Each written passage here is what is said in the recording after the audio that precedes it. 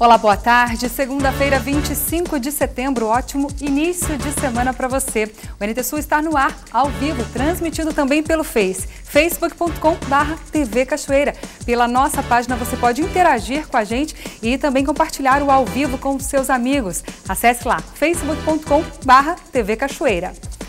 E você vai ver no NT Sul de hoje uma série de reportagens sobre a vida dos imigrantes no estado do Rio Grande do Sul, a chegada no Brasil, o acolhimento e as dificuldades que enfrentam na nova terra. E o prazo para entregar o ITR 2017 termina nesta semana. Qual é a importância, secretário, de fazer essa declaração e manter toda a documentação em dia?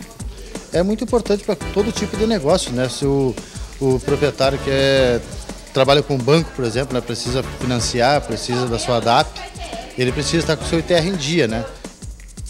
E sobre a denúncia de uma suposta negociação de cargos entre Câmara de Vereadores e Prefeitura de Cachoeira do Sul, revelada pela TV Cachoeira na sexta-feira, você vai ver o posicionamento do presidente do Legislativo, Paulão Trevisan. E você vai ouvir também hoje, com exclusividade, um outro áudio em que a servidora, agora exonerada, Ivanir Jacob, revela as tratativas da nomeação ao cargo já no começo do ano, antes do Carnaval. E mais, ela cita o nome de um outro vereador que também teria uma indicação de cargo ao governo GG. É a partir de agora, no NT Sul.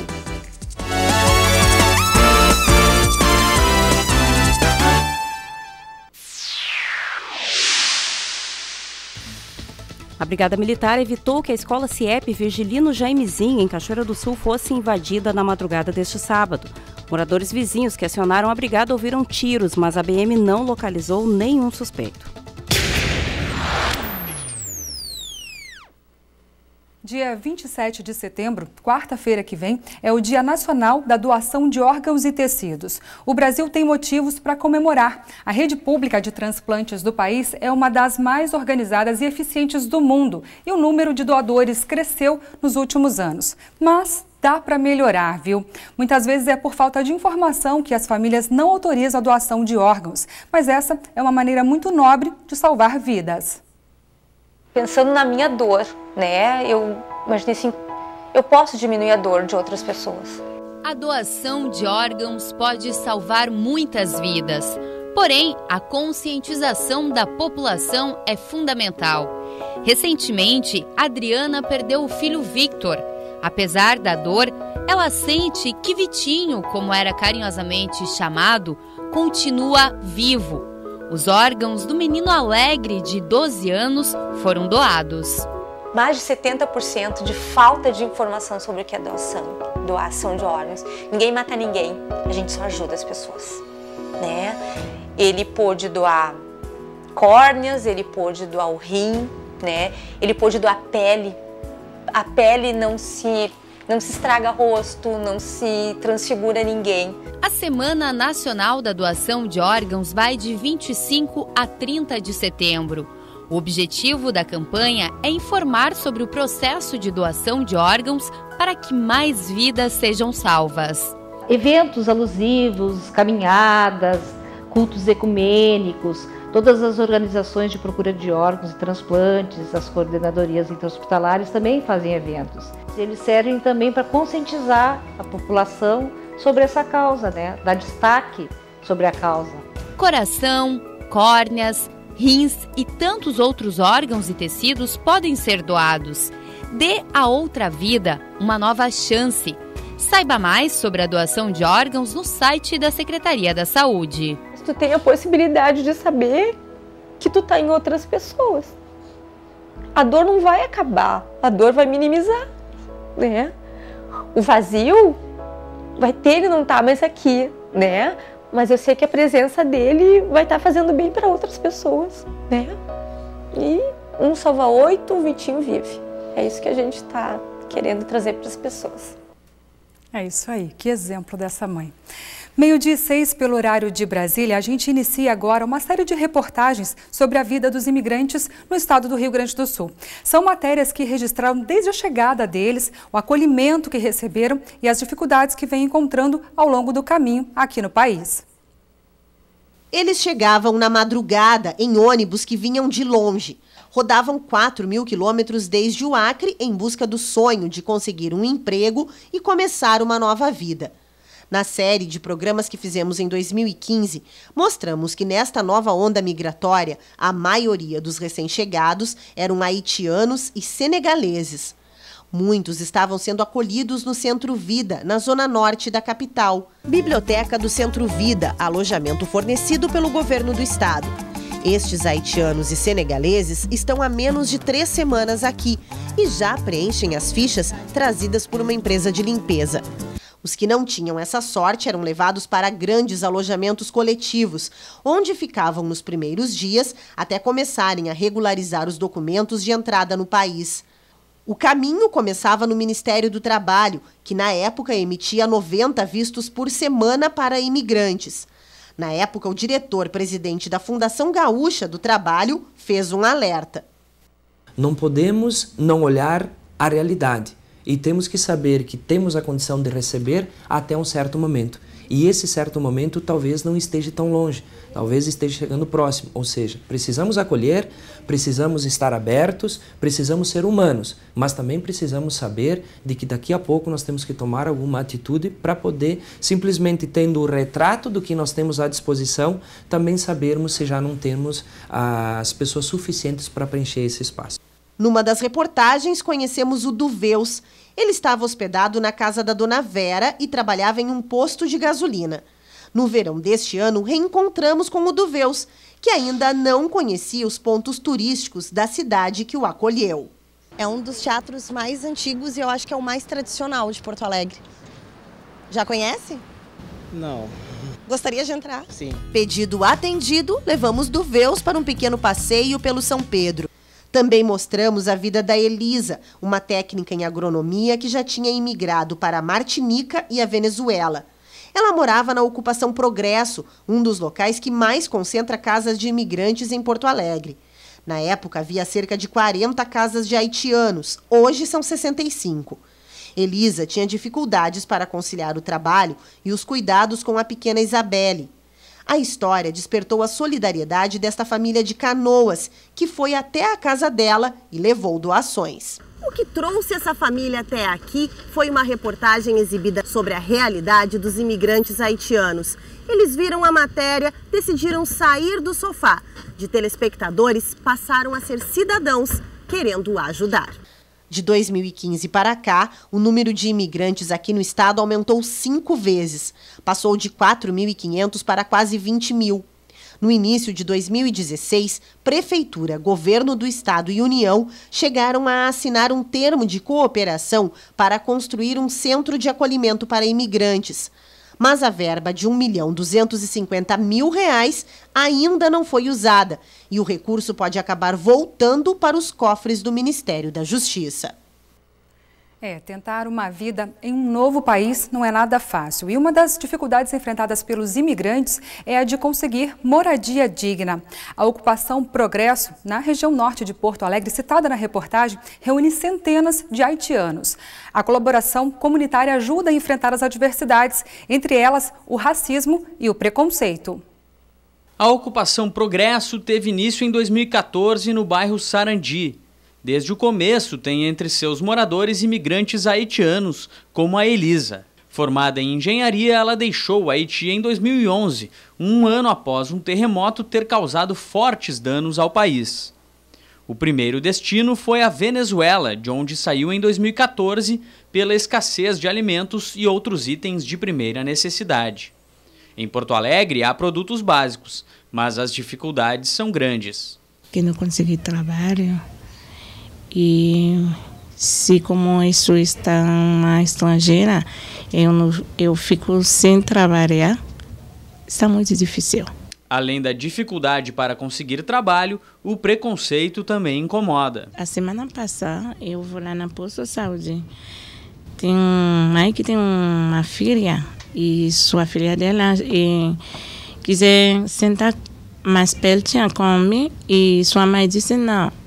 Quando ela pergunta a sua mãe por quê, não, ela é uma preta, tu não pode ficar sentar. Ao contrário da maioria dos imigrantes que costumam enviar dinheiro para a família, Elisa é que tem recebido auxílio de parentes. Nesta casa da Ocupação Progresso, ela vive com um sobrinho e 2 filhas. Uma delas é Carmênia, de 18 anos, que chegou ao Brasil em 2017. Aprendeu português rapidamente e está concluindo o ensino médio. Quer ser engenheira, como a mãe, e seguir vivendo por aqui. Eu gosto de viver aqui, de ver outra pessoa estrangeira, de aprender a convivência. Então é fácil. Aqui eu gosto muito. Só do frio que eu não gosto. Disputas entre traficantes na região assustam os moradores e a possibilidade de reintegração de posse é grande. Embora estivesse vazia há anos, a área é de propriedade privada. Enquanto isto, a Zona Norte vai ganhando contornos caribenhos, como esta casa tipicamente haitiana e este bar que serve iguarias do país, como a banana frita. Mais de 200 haitianos vivem aqui na Ocupação Progresso.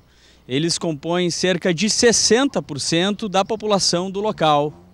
Apesar da precariedade das moradias, eles procuram levar a vida de uma maneira positiva. Tem que ser vida, mesmo que falta uma coisa, ajudar no outro, falta outro. Tem outro que a ocupação ajuda, tem muitas coisas que a gente não tem, por exemplo, se a gente precisar de uma internet aqui, não tem como botar. E água também, às vezes às vezes tem, às vezes não tem. 12h13 pelo horário de Brasília. A seguir, a gente continua falando sobre a situação dos imigrantes no estado do Rio Grande do Sul. E ainda hoje você vai ver os desdobramentos da denúncia de uma suposta negociação de cargos entre Câmara de Vereadores e Prefeitura de Cachoeira do Sul. A denúncia foi revelada com exclusividade pela TV Cachoeira na sexta-feira. Você vai ouvir hoje um outro áudio em que a servidora Evanir Jacob revela as tratativas da nomeação ao cargo e cita o nome de um outro vereador que também teria uma indicação de cargo ao governo Gnatti. Nós já voltamos.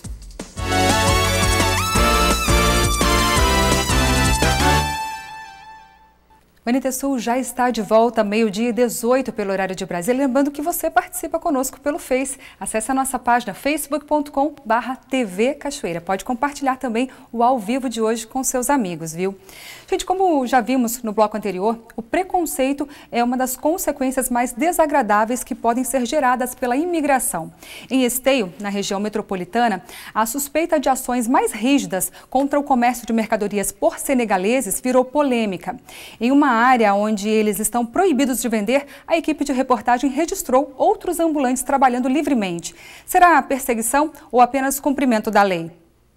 As imagens mostram o senegalês Pene Dier sendo detido no centro de Esteio, na região metropolitana, em julho deste ano. É o desfecho da fiscalização da venda de produtos em situação irregular. No boletim de ocorrência, o guarda municipal afirma que o senegalês estava alterado e reagiu com violência. Mas as imagens captadas por quem passava na hora do tumulto não registraram a agressão por parte do imigrante. Este não foi o único caso envolvendo senegaleses. A associação que representa os imigrantes diz que todos eles estão sendo impedidos de exercerem o comércio informal em Esteio. Vocês têm nota fiscal desses produtos? Tem, mas nossa nota fiscal não vale nada para a prefeitura, porque a prefeitura não está nem aí para nós. O vice-presidente da associação mora há 3 anos em Esteio. Ele afirma que os casos de apreensões de mercadorias são frequentes. A mercadoria que nós busca até São Paulo, chega aqui 2 dias, a prefeitura levou tudo. Isso é complicado. Mamur afirma que ele e outros 14 moradores enviaram pedidos de regularização para a Prefeitura de Esteio no início do ano, mas até agora não obtiveram resposta. A Secretaria de Desenvolvimento Econômico nega que tenha recebido as solicitações. Segundo o secretário, o Código de Posturas do município proíbe que os ambulantes se fixem nas ruas principais da cidade. O que não possibilita a emissão desse alvará é da forma como eles estão comercializando, né? A gente tem o Código de Posturas do município e ali está expressamente proibido que o ambulante fique fixo, né, na calçada, no passeio ali da Avenida Presidente Vargas. E este é, vamos dizer assim, o problema na execução da atividade que impossibilita o alvará, né? Ambulante tem por origem essa movimentação, esse não é um ponto fixo, né? É um ambulante. Mas o que, segundo a prefeitura, é proibido, acontecia livremente hoje pela manhã. Na avenida onde os senegaleses não podem comercializar, 2 ambulantes vendiam bijuterias e frutas. A situação dos ambulantes já foi discutida em uma audiência pública e em um debate realizado pela Comissão dos Direitos Humanos da Câmara de Vereadores. O presidente da comissão solicitou que a prefeitura permita a atuação dos senegaleses em ruas próximas à principal. Se não pudessem regularizar a questão dos senegaleses, que liberassem algumas áreas, alguns espaços, porque a situação deles estar no nosso país é uma questão social, né? Não é uma questão de segurança, que foi o que ocorreu aqui dentro do município. E até hoje, nós já se passaram já mais de um mês, a gente não teve nenhum retorno do executivo. Sinceramente, a gente vê que não está tendo nenhum interesse em tentar regularizar a situação deles aqui dentro do município, né? A prefeitura afirma que tem encaminhado os imigrantes para vagas no mercado de trabalho formal e que é preciso proteger os comerciantes da cidade. Do outro lado, né, dessa discussão, existem empresas que pagam aluguel, funcionário, recolhe tributos previdenciários e tudo mais, e que tem à frente do seu estabelecimento, né, uma pessoa que daí, independente de qual origem seja, está ali com um stand, né, com várias mercadorias, com preços abaixo, porque vem de origem duvidosa, não há encargos trabalhistas recolhidos, não há vínculo empregatício também com quem está explorando esses imigrantes ou outras pessoas que, né, muitas vezes têm produtos oriundos de descaminho ou contrabando, coisa assim. A prefeitura não deixa nós vender, entendeu? A gente precisa vender e fazer alguma coisa para sustentar nossa família, para pagar aluguel aqui também, entendeu? 22, pelo horário de Brasília, meio-dia 22, os reitores da UFSM e UERGS, Paulo Burman e Arisa Araújo, respectivamente, estiveram na manhã de hoje em solenidade de inauguração de novas salas e 2 laboratórios para o uso dos alunos das universidades na sede da UERGS. O repórter João Paulo Ferreira acompanhou a solenidade. Cachoeira do Sul recebeu hoje pela manhã o reitor da UFSM, Paulo Burman, e a reitora da UERGS, Arisa Araújo, para a inauguração das novas salas que devem atender alunos das 2 instituições. As salas foram construídas após um entendimento entre as universidades, o Cine, a Patrulha Ambiental e órgãos governamentais que proporcionaram prioridade às universidades. É uma parceria que deu certo entre as 2 instituições e, com isso, agora os alunos das 2 universidades vão ser beneficiados com salas de aula e laboratório também. Quantas salas a mais do que já tinha a universidade disponível para os alunos vão funcionar a partir de agora? Não, então, é bom a gente contextualizar, né? Na verdade, a gente tem 2 pavimentos aqui que foram reformados com recursos da UFSM. O pavimento superior já havia sido reformado em 2015 e entregue em 2016. E o pavimento onde nós estamos aqui, né, o térreo, então foi reformado e desde já do início do semestre nós já estamos utilizando. Os reitores Paulo Burman e Arisa Araújo reafirmaram o compromisso com a educação em Cachoeira do Sul. Professor Paulo, novas salas, novos laboratórios também disponíveis aí para a comunidade acadêmica da UFSM? Esse é um esforço conjunto que a Universidade Federal de Santa Maria vem tratando junto ao UERGS, né, para dar conta da demanda do espaço físico que precisamos continuamente ampliar aqui na implantação do campus de Cachoeira do Sul. Diante desse cenário de dificuldades orçamentárias e da restrição de verbas para a construção ou para ampliar o ritmo das obras no campus, nós precisamos dar conta da demanda por espaço físico de toda a estrutura disponível em Cachoeira do Sul, até que começamos a concluir as obras no campus. Essa é uma parceria que vem dando certo desde o princípio, né? Com a UERGS, na utilização comum, no compartilhamento dos espaços, num processo de cooperação muito interessante entre a Universidade Federal de Santa Maria e a UERGS. Falo agora com a professora Arisa Araújo, reitora da UERGS. Professora, novo espaço disponível para os alunos da UERGS. Boa tarde. É realmente hoje um marco na história da UERGS, Unidade Cachoeira do Sul, em que estamos inaugurando um espaço maravilhoso de salas de aula e, mais que isso, não inauguramos apenas um espaço físico, inauguramos parcerias que estão sendo que são muito importantes para a universidade, para a UERGS e para todas as universidades. Cachoeira do Sul acaba de ganhar um espaço em que hoje são compartilhadas aulas com a Universidade Federal de Santa Maria e com a unidade da UERGS aqui em Cachoeira do Sul.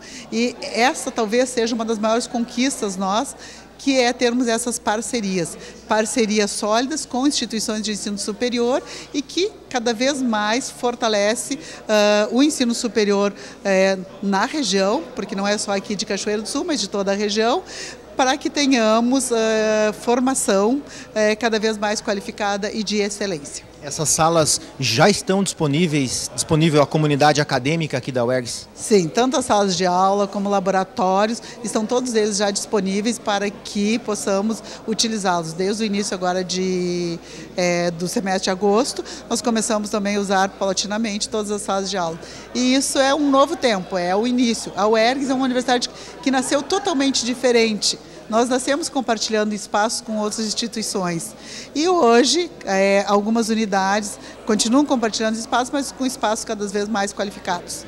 Segundo Burman, a UFSM continuará a usar o espaço mesmo após a inauguração do novo campus em Cachoeira do Sul. Além dos reitores Paulo Burman, Arisa Araújo, dos professores e alunos das universidades, estiveram presentes na solenidade o atual prefeito de Cachoeira do Sul, Sérgio Gnatti, e o ex-prefeito Neyron Viegas.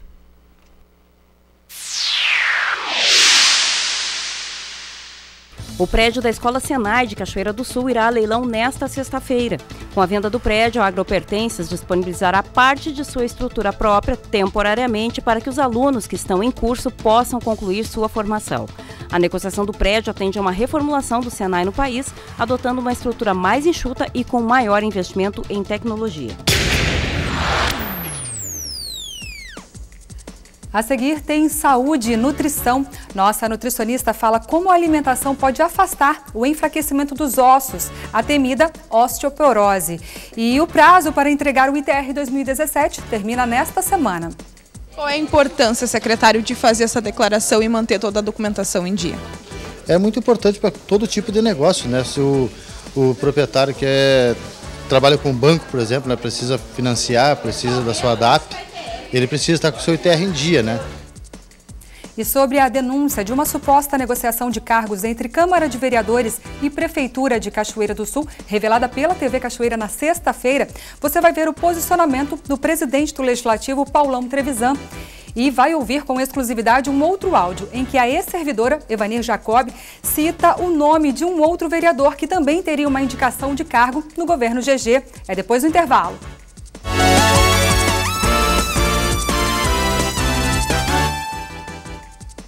O prazo para entregar a declaração do Imposto sobre a Propriedade Territorial Rural, o ITR 2017, termina dia 29 de setembro. Aqui em Cachoeira do Sul, das 3.900 declarações, 1.170 ainda não foram atualizadas. A repórter Gabriela Belo traz os detalhes. Aqui no Sindicato dos Trabalhadores Rurais de Cachoeira do Sul, o movimento é intenso desde agosto, quando começou a declaração do ITR. Ao meu lado está o secretário-geral, Renato Soares, para falar para a gente de que forma os associados podem buscar o serviço aqui. Boa tarde. Boa tarde a todos. Os associados devem vir até o sindicato, procurar o sindicato, né, trazendo em mãos o ITR do ano passado, juntamente com o seu CCR, né, para quem já tem anexado o seu CCR no ITR não precisa, mas quem não tiver ainda tem que trazer junto. Dia 29 está encerrando o prazo, né? A gente está todo dia trabalhando no programa de rádio, avisando o pessoal para eles virem, né? O pessoal está vindo em massa. O movimento nesse momento está calmo, mas de manhã estava bem lotado aqui, né? E lembrando, né, que não é só em Cachoeira que a gente faz ITR, né? A gente faz ITR também no município de Novo Cabrais, onde a gente tem uma extensão de base, temos um funcionário lá que trabalha, e faz também o ITR lá em Novo Cabrais. E aqui em Cachoeira estamos aí trabalhando intensamente, né, com esse movimento grande que está aí de ITR, como todo ano acontece, né, nesse mês de setembro. Esse ano, então, a gente teve um apoio melhor, a gente teve começou 15 dias antes, então a gente conseguiu fazer no mínimo uns 10% antecipado esse ano, é que muita gente deixou de vir em agosto porque é tradicional já o setembro, a cobrança do ITR, o pessoal deixa para vir em setembro e acaba vindo. E ainda nós temos ainda uns 30% que ainda não fizeram o seu ITR. Então isso já começa a ser preocupante porque o prazo agora encurtou e a gente vai acabar deixando de atender alguém, porque no momento que encerra o prazo, sai o programa do ar, não tem nem como fazer depois que passa. Então é complicado chegar nessa situação de 30% faltando uma semana para terminar, mas estamos aí batalhando, dependendo do ITR, tem que trazer até a escritura, né? Quando acontece de uma pessoa comprar uma propriedade nova, que ainda não saiu o ITR em nome dela, tem que trazer a documentação, tem que trazer a matrícula da terra para poder gerar esse documento já baseado na escritura, não tendo o último ITR. Isso é quando acontece a primeira declaração do ano. Comprou uma propriedade, não fez a declaração ainda, né? Em nome dele, aí tem que trazer então a documentação da terra e juntamente um ITR do antigo proprietário também, para poder pegar ali o número da matrícula que se encontra ali nesse documento. Como o secretário falou, o horário da manhã é sempre o que tem mais fila. E qual é o horário de atendimento durante todo o dia, de segunda a sexta aqui no sindicato? É das 8 horas da manhã até as 11h30, né? E da 1 da tarde, das 13 às 17. Esse horário porque o último horário de ônibus do nosso associado é às 16 horas, né? Então, depois das 16 horas, só quem vem de carro para a cidade para estar por Cachoeira mesmo. Mas geralmente quem vem de carro vem de manhã, vem cedo, né? São os primeiros a ser atendidos. Então a gente tem 2 momentos aqui no sindicato de atendimento forte, que é o primeiro horário, das 8 até as 9, por aí, depois outro pico das 10, que é quando chega os ônibus do interior.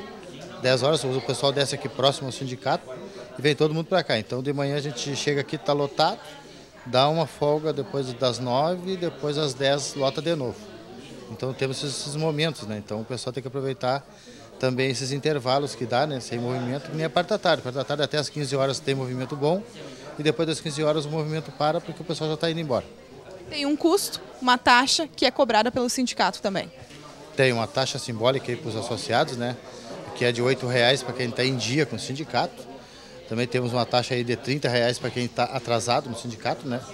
E os associados, e o pessoal que não é associado, a gente tem um valor superior, é um valor de R$ 50,00 para fazer, né? Então, a gente não dá preferência a fazer para não sócio, né? Só quando tem tempo, né? Senão, é somente para os associados que a gente trabalha aqui. Qual é a importância, secretário, de fazer essa declaração e manter toda a documentação em dia? É muito importante para todo tipo de negócio, né? Se o proprietário trabalha com banco, por exemplo, né? Precisa financiar, precisa da sua DAP, ele precisa estar com o seu ITR em dia, né? Em caso de precisar de vender essa propriedade também, acontece muito do proprietário vender sua propriedade para comprar uma propriedade maior, também implica isso aí em multas e gera muita coisa. Fazendo o seu ITR ele é isento, né? Não paga. Mas se deixar de fazer ele paga a multa, né? Ano que vem, se ele deixou de fazer esse ano e ano que vem ele vai gerar uma multa ano que vem para ele fazer e vai ter que ir na Receita Federal para poder arrumar a sua documentação. Então já é mais complicado, né? Você não consegue resolver mais por aqui, pelo sindicato. Muito obrigada por todas as informações, secretário. Estamos aí à disposição, né, para sempre estar informando os nossos associados e a comunidade de Cachoeira. Estamos à disposição aí de vocês. Obrigada. Lembrando então que a declaração pode ser feita até a próxima sexta-feira, dia 29 de setembro. Tá certo. Obrigada, Gabriela, pelas informações. Milhares de estrangeiros buscam emprego no Rio Grande do Sul todos os anos. Mas, além da crise econômica, a inclusão de um imigrante no mercado de trabalho enfrenta uma série de obstáculos. Veja só. Ronaldo e Isai estão entre os cerca de 60 estrangeiros que trabalham na Santa Casa. Assim como os dois, a grande maioria desses trabalhadores vem do Haiti. A presença estrangeira traz contribuições importantes. São pessoas que nos trazem alguns valores diferentes e que eu acho que é muito importante para a instituição também. A gente trabalha muito com a inclusão e eu acho que eles estando aqui também facilita bastante para isso, assim. A gente enxerga eles aqui dentro da instituição. Marluce explica que os imigrantes trabalham principalmente nas áreas operacionais, como estoque, almoxarifado e faxina. Principalmente porque o pleno domínio do português é necessário para as áreas mais técnicas. Mas os trabalhadores recebem aulas do idioma para se aprimorar. Isai está há apenas 1 ano no país e já fala bem a língua porque trabalhou na missão da ONU no Haiti, liderada pelo Brasil. Todo mundo sabe, agora está um pouco difícil, tá? Mas graças a Deus, para mim o Deus ajuda para ganhar um serviço aqui no Santa Casa. Já Ronaldo, que está há 2 anos no Brasil, ainda tem dificuldades com o idioma, mas se sente bem adaptado ao país. Eu tudo haitiano, trabalhar lá na Santa Casa, gostou do Brasil. Mas mesmo quando há barreiras linguísticas, os colegas de trabalho procuram um jeito de se entender. E aí eu dizia, vassoura, Brasil, Haiti, aí ele falava, então eu falava o francês, a vassoura em francês para ele e ele balde no Brasil, entendeu? Português. Então a gente foi criando essa parceria entre eu e ele, então a gente mexe, que ele é meu professor de francês e eu professora de português. E isso é bem bacana, sabe? Isso aí fluiu muito bem. Ronaldo e Isai conseguiram um emprego formal pouco tempo depois de chegarem ao Brasil. Mas isto não ocorre com todos os imigrantes. No primeiro semestre de 2017, mais de 2.300 estrangeiros tentaram um emprego no Rio Grande do Sul, utilizando agências estaduais, e apenas 146 conseguiram. O índice de 6% é bem menor que o dos brasileiros, que chega a 20%, mesmo que a escolaridade dos estrangeiros geralmente tenha um bom nível. Mas a gente percebe que o que mais influencia é a falta de conhecimento pleno da língua portuguesa. Isso tem atrapalhado bastante nas suas entrevistas para preencher as vagas de emprego. Confira agora no NT Sul as vagas que a agência FGTA Cine de Cachoeira do Sul disponibiliza. Torneiro CNC, uma vaga. Uma vaga para fresador. Bombista, uma vaga. Uma vaga para vendedor externo. A agência FGTA Cine de Cachoeira do Sul está localizada na Rua Major Orix, número 1552, no centro. Outras informações você pode obter pelo telefone. Código de área 51 3723 5414 ou em nossa página no Facebook, facebook.com/TV Cachoeira.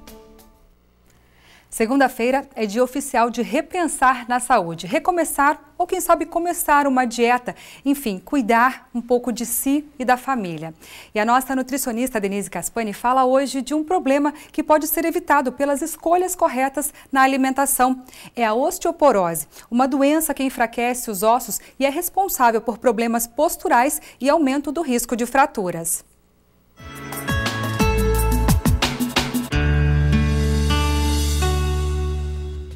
Olá, tudo bem? O que será que os alimentos podem influenciar na saúde dos ossos? Muita coisa, viu, gente? A questão é que nós retiramos dos alimentos os nutrientes para compor todas as estruturas do nosso corpo. E uma dessas estruturas são os ossos. A estrutura óssea é formada principalmente com minerais como cálcio e fósforo, além das proteínas que também têm um papel bastante importante. Mas, à medida que nós vamos ficando mais velhos, por exemplo, nós vamos tendo algumas dificuldades. O osso é poroso, é uma estrutura porosa, cheia de microfurinhos. E à medida que nós vamos ficando mais velhos, esses furinhos tendem a aumentar, o tecido fica mais poroso ainda. E se nós temos ou desenvolvemos uma das doenças dos ossos, que é mais conhecida, a chamada osteoporose, e que acomete um grande número de pessoas, principalmente na idade mais avançada, esta doença ela vai agravar, a porosidade vai ficar maior e o osso terá uma facilidade de fraturas, que é muito comum. Na terceira idade é muito comum que as pessoas tenham fraturas com dificuldade muito grande de se recuperarem, principalmente quando é, por exemplo, no quadril, na coluna, no fêmur, né? Então tem alguns cuidados que nós podemos tomar desde cedo. A osteoporose não é uma doença que a gente consiga fazer regredir. O máximo que nós conseguimos é estacionar essa doença ou nós conseguimos preveni-la com uma alimentação saudável e um estilo de vida saudável desde cedo, desde a mais tenra idade. Quando somos jovens, E nem nos preocupamos, porque os jovens não pensam que um dia vão ficar mais velhos e poderão ficar doentes, não é? Mas, na verdade, nós, adultos, temos que cuidar da alimentação dos nossos jovens e trabalhar nessa questão de prevenção, promovendo a saúde deles e evitando que isso aconteça lá mais adiante, quando estiverem mais velhos, ok? Em que alimentos nós encontramos cálcio, que é, como eu disse, o nutriente mais importante, não só para os ossos como para os dentes, né? Os alimentos mais ricos em cálcio são os derivados do leite. O leite, o queijo, o iogurte, o requeijão, qualquer tipo de queijo, quando eu falo, né? A manteiga, embora seja derivada do leite, ela não se enquadra nesse grupo porque o principal componente da manteiga é a gordura. Sobra muito pouco do soro, que é onde realmente está a grande quantidade de cálcio. Então a manteiga não entra aí, ok? Ficamos então com os outros derivados e alguns folhosos, os verdes bem escuros como espinafre, brócolis, couve, também oferecem o feijão também, não é verde, mas também tem alguma quantidade de cálcio. Só que a absorção do nosso organismo, ela é mais competente com os alimentos de origem animal. Por isso que a gente fala tanto da importância dos laticínios para a nossa saúde óssea. Para aquelas pessoas que não podem consumir laticínios porque têm intolerância à lactose, que é o açúcar do leite, ou alergia à proteína do leite, então utiliza-se alimentos substitutivos. Mas para quem não tem nenhum desses problemas, pode consumir numa quantidade de 2 a 3 porções ao dia, dependendo da idade. Para pessoas até ao final da adolescência, podem ser 3 porções de laticínios por dia e para adultos, no máximo 2 porções. O que significa porção? Se for leite, é um copo de 200 ml. Se for queijo, é uma fatia apenas. Então, se a gente consumir 2 fatias de queijo por dia, e um queijo saudável, né? O queijo de Minas, o cottage, são queijos magros, com baixo teor de gordura e com bastante teor de proteína e cálcio, que são esses 2 nutrientes construtores do tecido ósseo, tá? Então, 2 fatiazinhas de queijo por dia não é nada exorbitante e é suficiente para atender às necessidades do nosso organismo. Já na terceira idade, principalmente para as mulheres que têm aquela questão da menopausa, o que a menopausa tem a ver com isso? Na menopausa, nós começamos a produzir cada vez menos hormônios.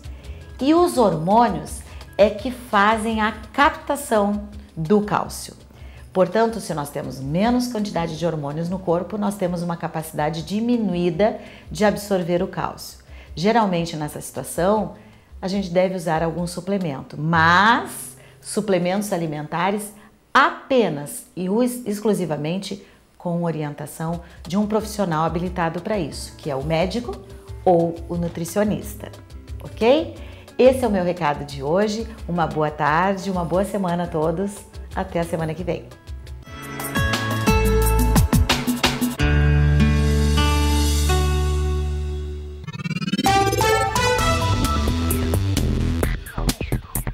Em Cachoeira do Sul, a segunda-feira será de sol com algumas nuvens e temperatura elevada, mas com pancadas de chuva durante tarde e noite, mínima de 17, máxima de 28 graus. Na terça-feira, o dia será de sol com aumento de nuvens pela manhã, pancadas de chuva à tarde e à noite. As temperaturas ficam entre 19 e 29 graus. Já na quarta-feira, o dia será de sol com muitas nuvens, períodos de nublado com chuva a qualquer hora, mínima de 20, máxima de 26 graus. Confira no mapa como fica o tempo hoje. O sol aparece com nuvens na maioria das regiões do Rio Grande do Sul nesta segunda-feira, mas no decorrer do dia devem ocorrer períodos de maior nebulosidade. A atmosfera se instabiliza e pode chover em várias regiões, porém as precipitações serão localizadas com baixo volume. À tarde deve ter temperatura agradável. Na capital Porto Alegre, a máxima prevista é de 28 graus. Em Uruguaiana, na fronteira oeste, 25. Em Passo Fundo, no norte do estado, 27 graus. Em Santa Maria, na região central, 27. Para o litoral norte, Tramandaí, Torres, 22 graus. Em Pelotas e Rio Grande, no sul do estado, 26.